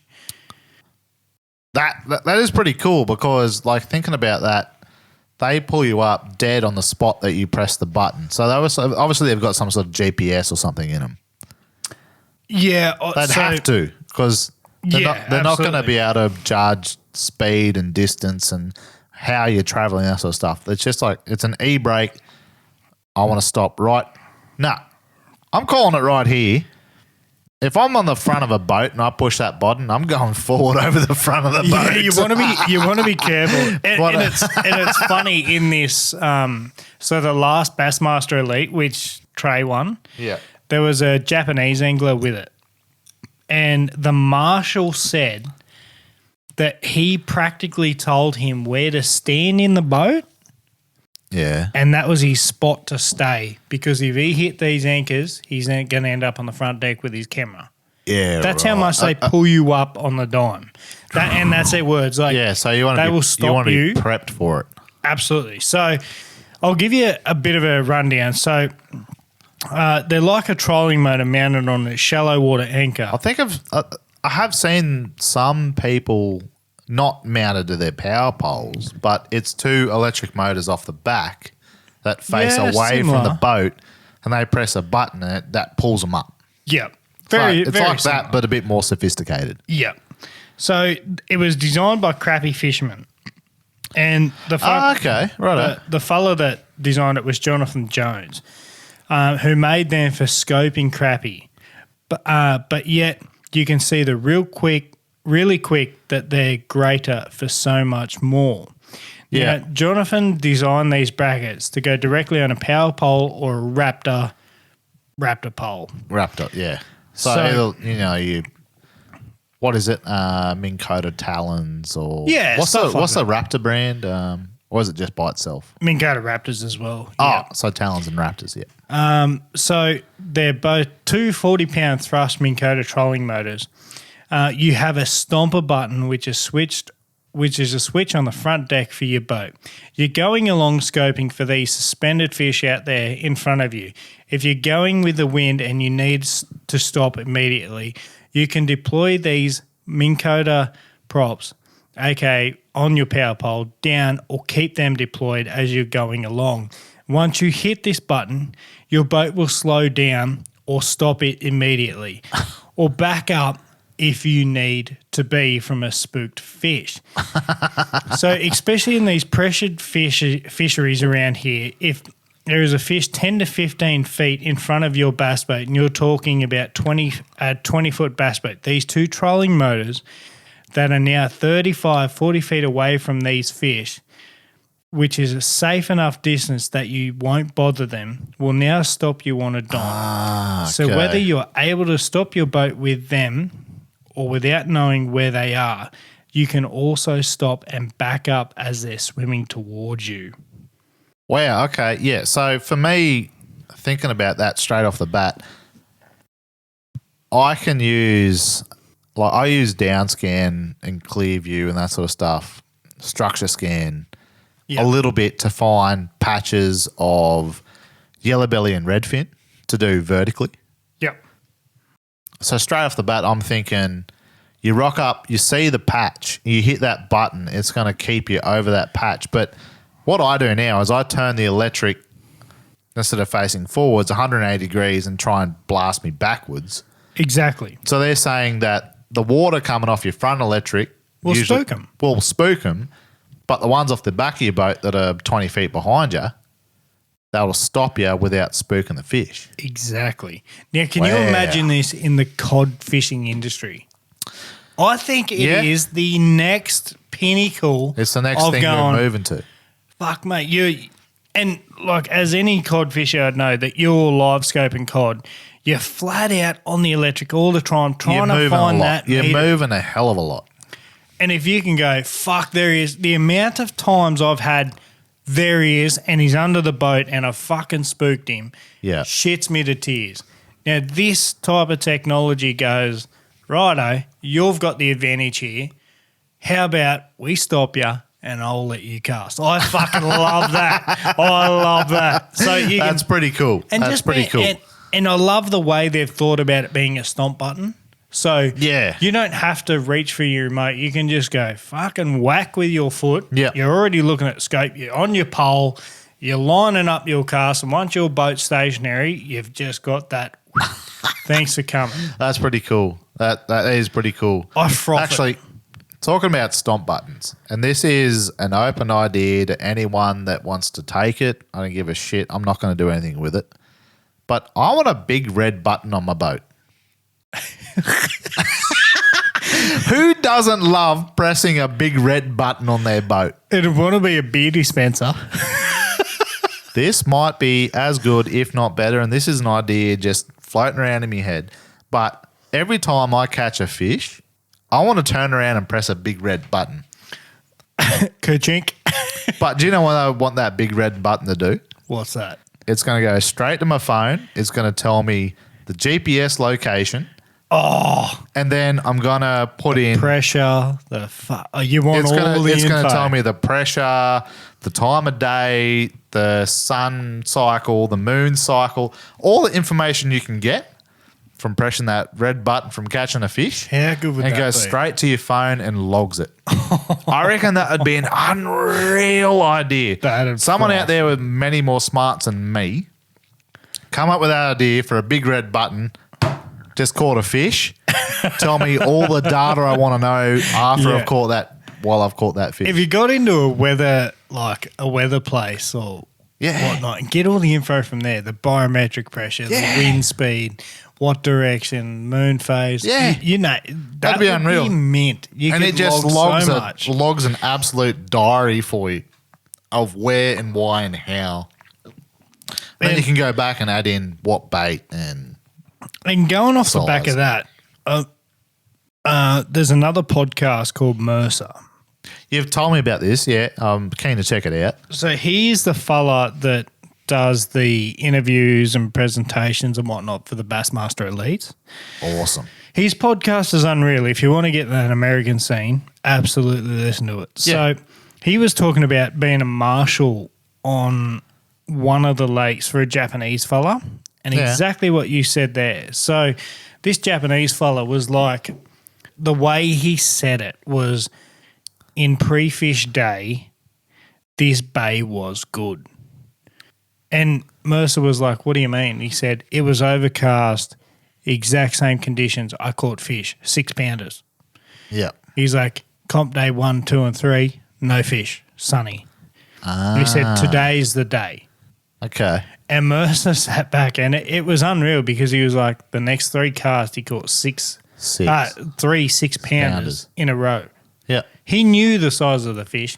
He knew what type of weather they were going to be up in this bay. And then from there, straight off, he knew what bait to chuck. That's the Exactly biggest, right. Yeah. He had that all lodged in his brain, and he was like, the fellow, I'd love to know his name. I can't remember it, but That's all right. he was also going, when he was obviously filming everything, when he sat down to move a spot, he'd put his cover on his main screen on his dash so the camera couldn't Couldn't see pick it up. what he had on that dash. Wow.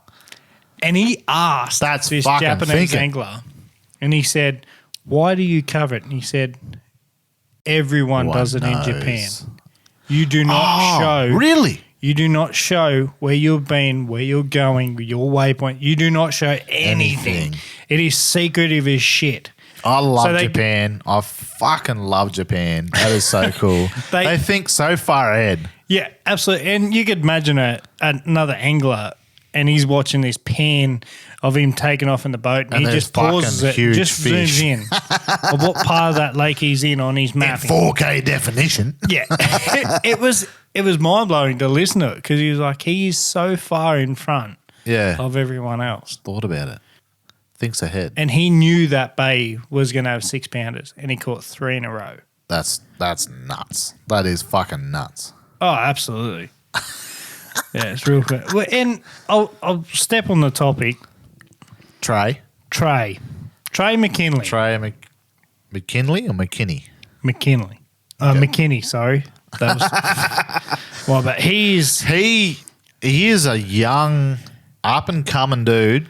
Bro, I look forward to watching some of his tournaments. yeah, he's he was in the States.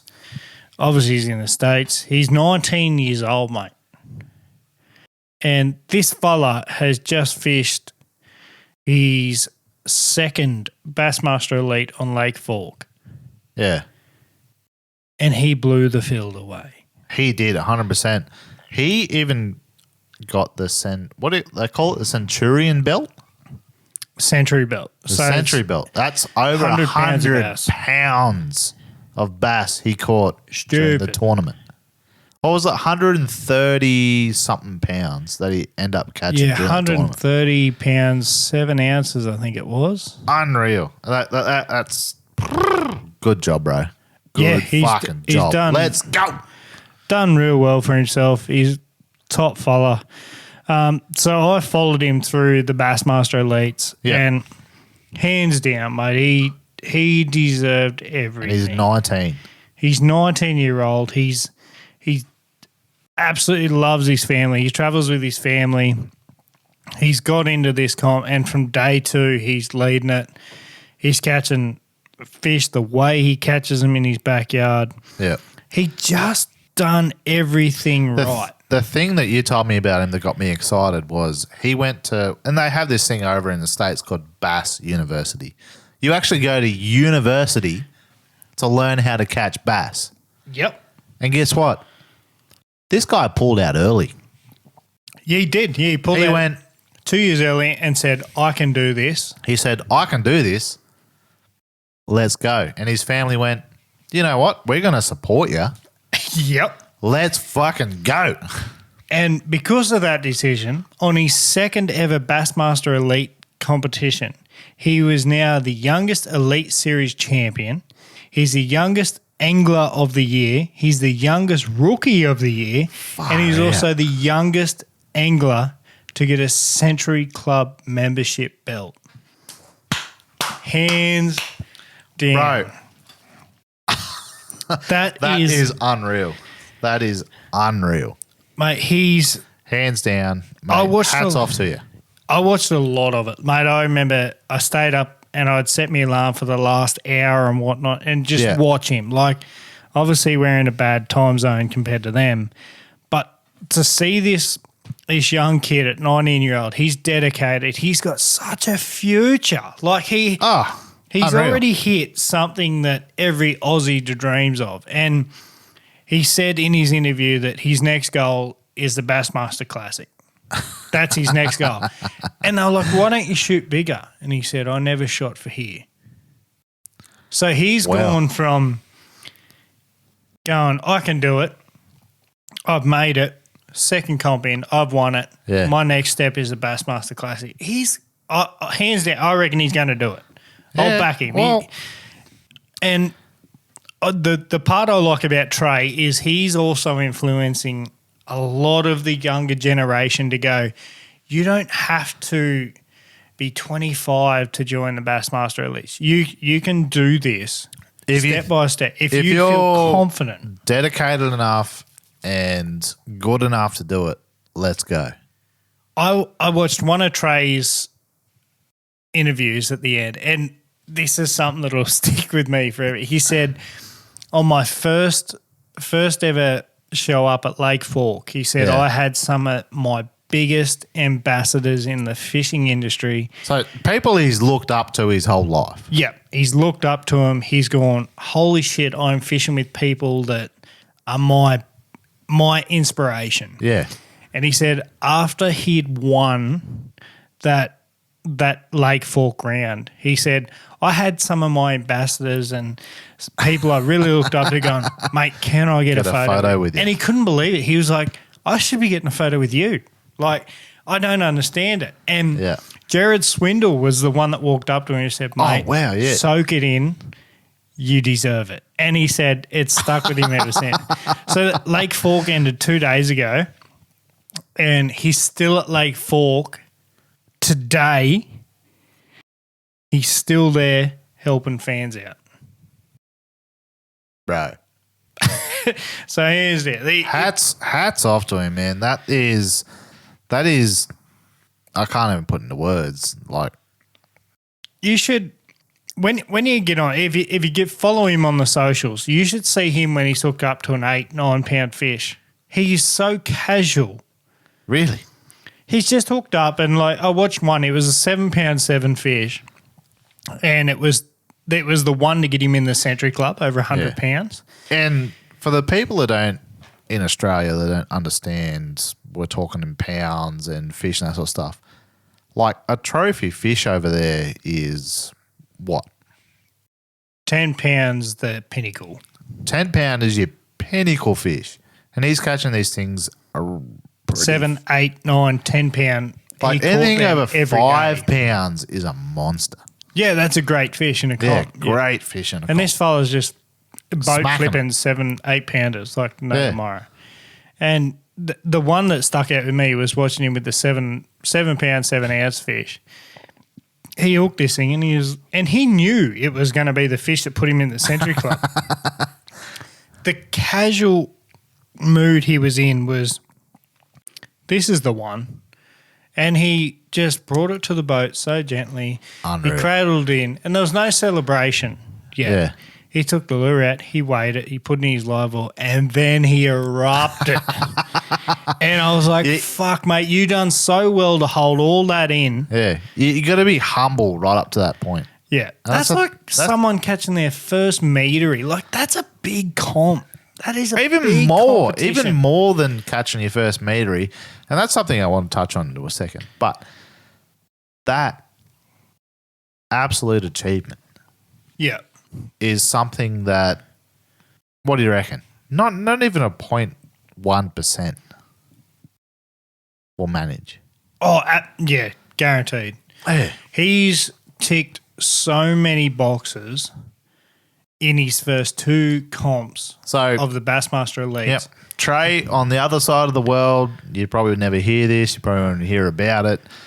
But fucking hats off to you, mate. Mate, hands down. If I was 19 and I was looking at you, I'd be guaranteed I'd be thinking, what the fuck am I doing with my life? Yeah. You've done well, mate. Yeah. Pat on the back. That's unreal. Absolutely. Keep up your good work. We're going to be watching you as Aussies. Yep. As well as other side of the world, we will fucking watch you. Yeah. Just don't beat Carl. Otherwise, I'll have a word with you. Yeah. Look, Carl's our man, so we'll see what happens. But touching back on that, talking about meter fish, cod. And this is something that's been rattling around in my brain for a long time. I haven't talked to you about it, so we're about to fucking talk about it on the podcast right now. Go on then.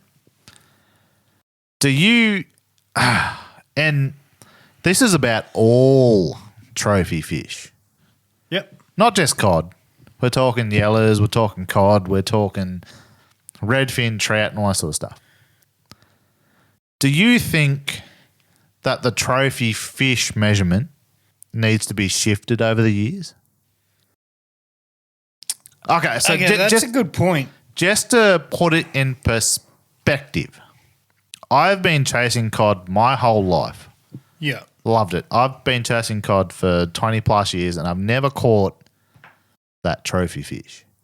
However, if you flip it back onto yellow belly, I've caught 20 plus, 30 plus trophy yellow belly over that 60 centimeters.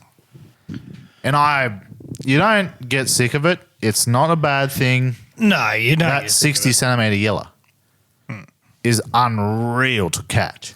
However, on top of that, you look at the prime specimens of cod that are being caught well over the meter.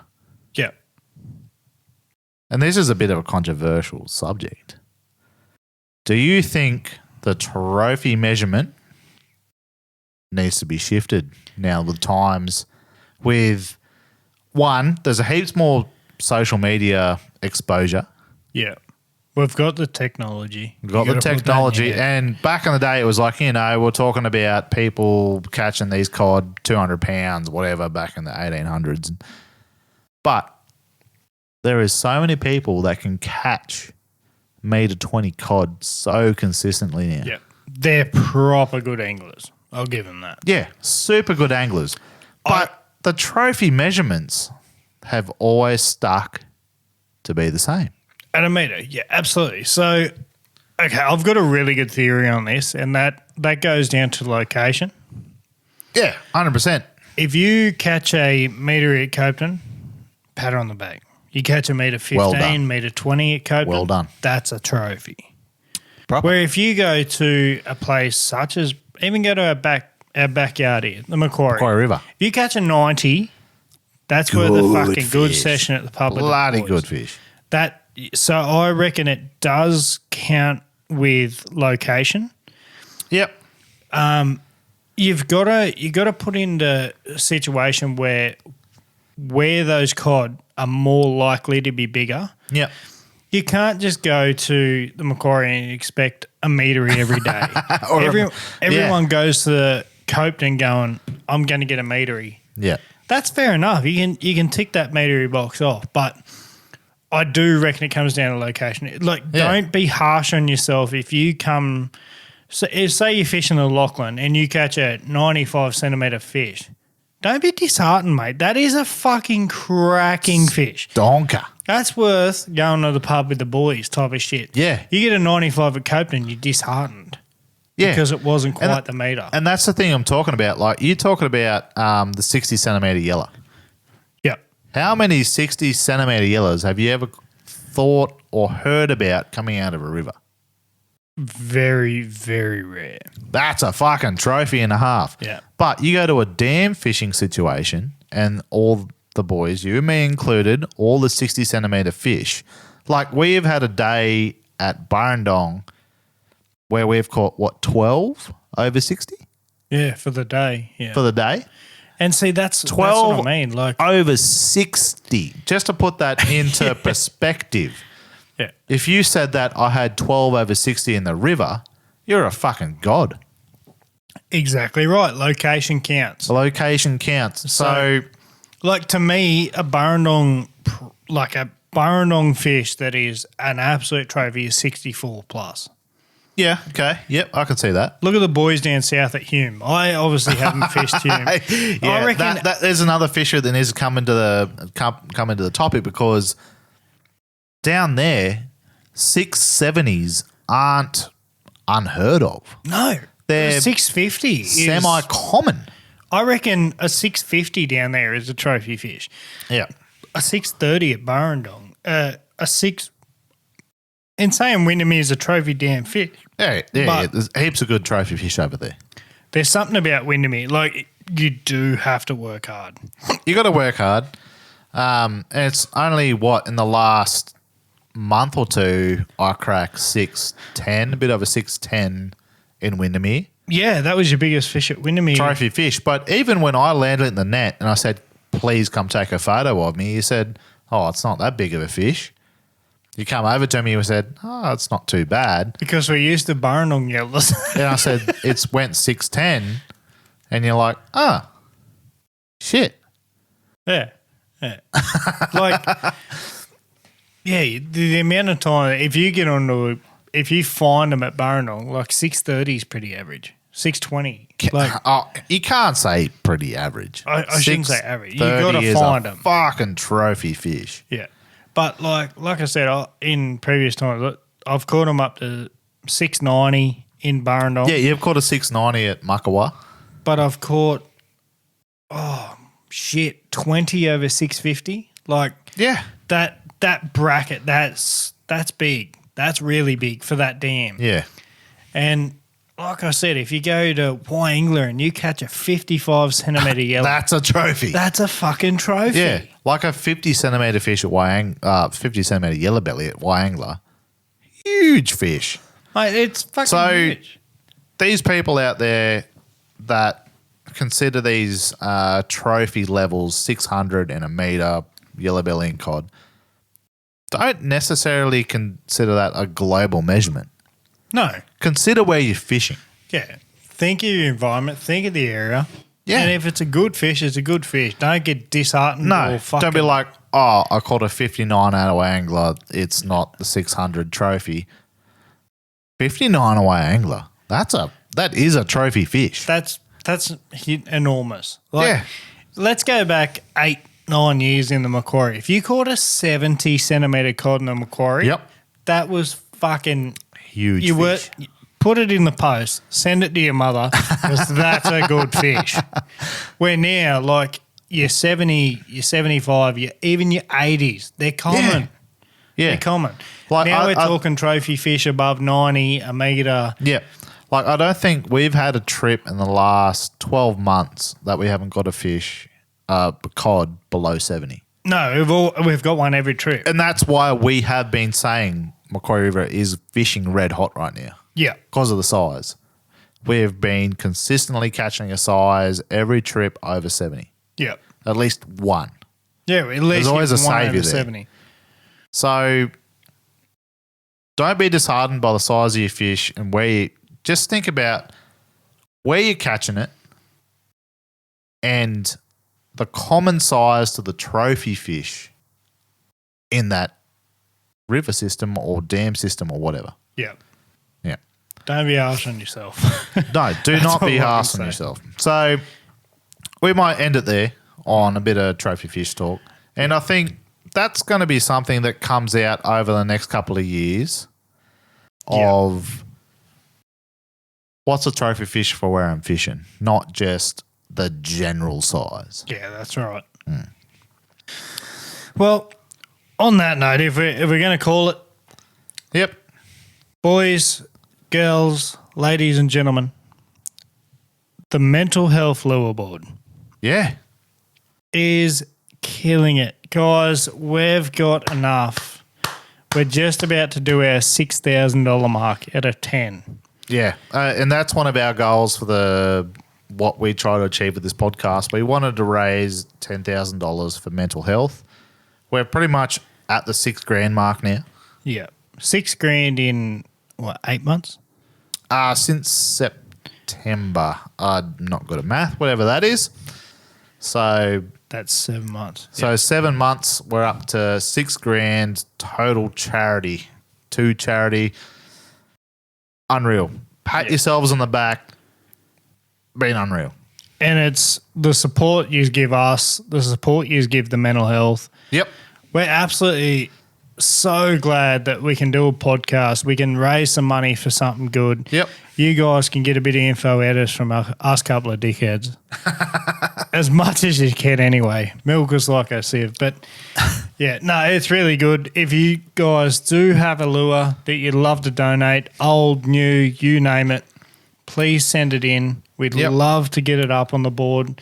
And honestly, you don't have to accept that it's a shit lure or whatnot. No. People are willing to help out. A great cause. So everything counts. Yeah. And we do have a new address to send it to. Yep.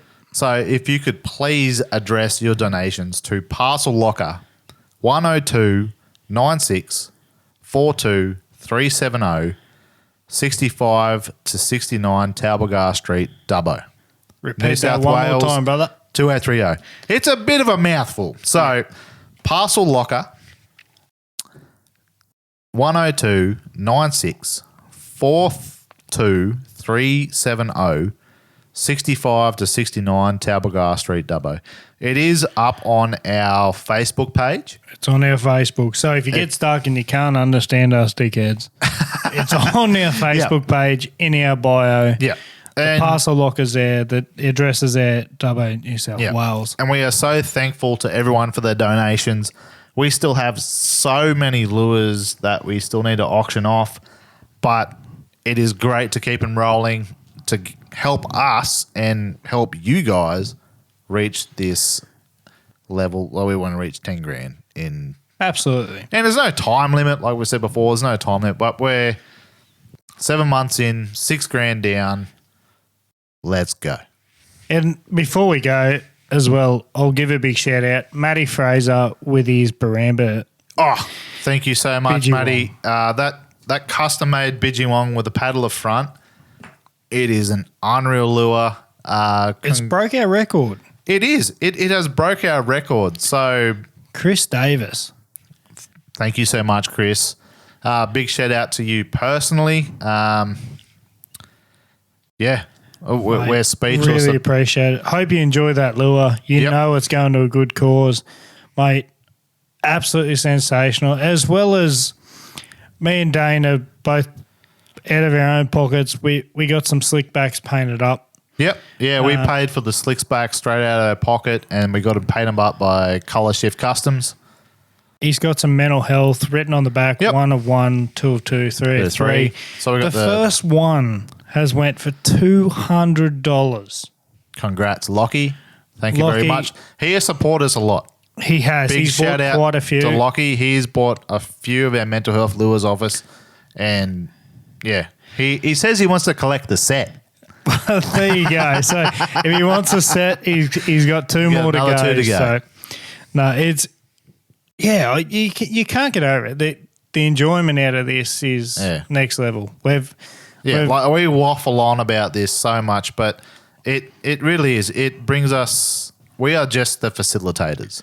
Yeah, absolutely. We're the people that send people send lures to, and then we raffle off on the Facebook, Instagram sites, and we see nothing out of it but enjoyment because people want to help a good cause. Exactly right.